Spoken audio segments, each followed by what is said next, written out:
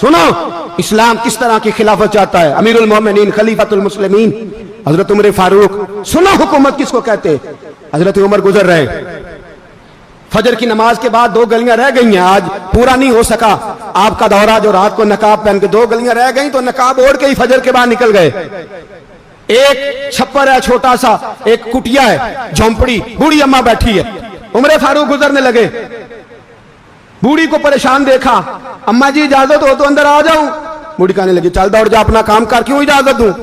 تیری مہربانی اماں آنے دو. کیا دوڑ جا, تیری مہربانی اماں گزارش ہے, چلو آ جاؤ. حضرت عمر فاروق فرمایا کرتے تھے میں نے اس عورت سے آئین سیکھا ہے, آئین, میں نے اس سے قانون سیکھا ہے, اس بوڑھی عورت سے. اندر آ گئے عمر فاروق. اماں کیا پریشانی ہے, کیا بات. اماں کہنے لگی خامد انتقال کر گیا, اولاد اللہ نے دی کوئی نہیں, میں غریب ہوں, 3 دن سے روٹی نہیں کھائی, 25 دینار کا قرضہ چڑھ گیا ہے, مجھے عمر فاروق سے بڑی شکایت ہے, اس نے میرا حال ہی نہیں پوچھا.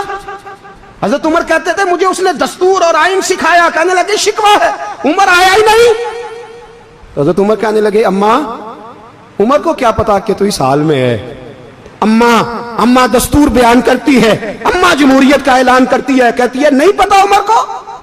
تو عمر سے کہو چھوڑ دے حکومت, اس کے حوالے کرے جو خبر رکھ سکتا ہے, نہ ادھر ادھر کی تو بات کر, یہ بتا کہ قافلہ کیوں لٹا. مجھے رہزنوں سے غرض نہیں, تیری رہبری کا سوال ہے.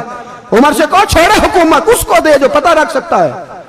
حضرت سیدنا نافع فرماتے ہیں جس کے سامنے کسرا اور روم کے بادشاہ کانپا کرتے تھے, میں نے اس عمر کو بوڑھی اماں کے سامنے کانپتے ہوئے دیکھا ہے. راشا تاری ہے عمر فاروق کا. دوڑے گئے, 25 دینار لائے, راشن رکھ کے لائے, روٹیاں پکائیں, بوڑھی اماں کو کھلائیں. کہنے لگے اماں 25 دینار لے لے اور چل, غلطی ہو گئی, عمر کو معاف کر دے. اماں بولی, بول کے کہنے لگی میں نہیں معاف کرتی, میں تو پکا پھل لوں, بس گرنے والی ہوں, ایک دفعہ قبر میں جا لینے دے, میرے رسول آئیں گے تو میں عمر کی شکایت کروں.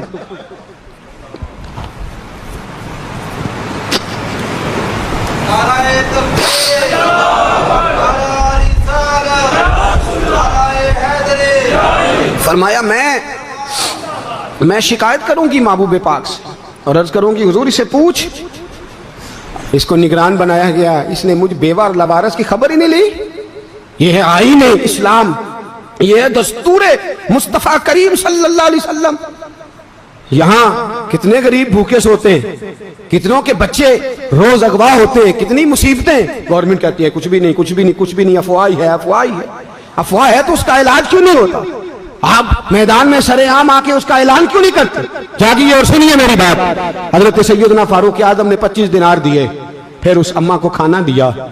کوئی برادری نہیں اس اماں کی, کوئی ووٹ بینک نہیں, کوئی یہ اماں کسی بڑی برادری کی نہیں جس کا 2 لاکھ ووٹ ہو.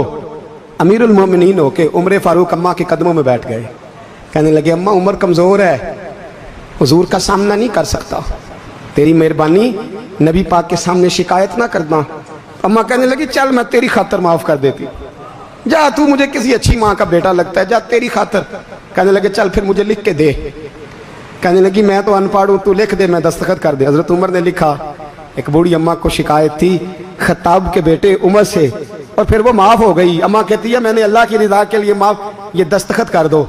اماں کے آگے کیا تو حضرت علی آ گئے, حضرت عبداللہ ابن مسعود آ گئے. کہنے لگے عمر یہاں پھر رہے ہو, میں سارے مدینے میں ڈھونڈ رہا تھا. اماں اٹھ کے کھڑی ہو گئی, ہائے میں مر گئی, یہ عمر تھا, یہ میں نے کیا کیا. حضرت عمر کہنے لگے اماں نہ, اپنے وعدے پہ قائم رہ, تو نے جو کہا تھا اس پہ قائم رہ. ہمیں تو بتایا گیا تھا یہ والا نظام پاکستان میں آئے گا, یہ کہا تھا قائد اعظم نے, یہ رنگ ملے گا تمہیں. کہا ماں تو وعدے پہ قائم رہ, لکھ کے دے. لکھا, اماں نے سائن کیے. پھر حضرت علی سے کہنے لگے بطور گواہ آپ بھی سائن کر دو. پھر عبداللہ ابن مسعود سے کہنے لگے آپ بھی سائن کر دو. سائن ہو گئے تو جناب عمر نے رکا لپیٹا. حضرت علی کو کہنے لگے علی تو میرا دوست ہے, میری صبحوں اور شاموں سے واقف ہے. علی تو میرا رازدار ہے یار, مجھے یقین ہے کہ میں تجھ سے پہلے مر جاؤں گا. جب عمر کا انتقال ہو جائے تو یہ رکا میرے کفن میں رکھ دینا, یہ رکھنا میرے کفن میں. علی کہنے لگے پھر کیا ہوگا. اور میں جب نبی پاک میری قبر میں آ کے پوچھ